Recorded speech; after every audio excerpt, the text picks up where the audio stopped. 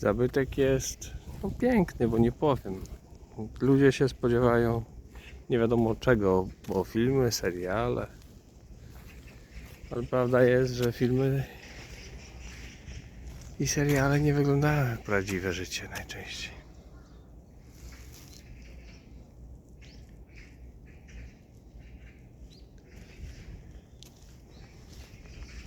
Mury wyglądają na doskonale zachowane. Szczerze nie wiem, czy wszystko było odnawiane, ale drewno wygląda już na swoje lata.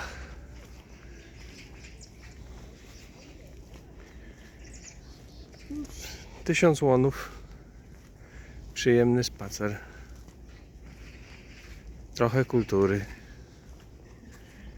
Bo chciałbym powiedzieć, że znam Koreańczyków już troszkę bardziej, chociaż w to wątpię.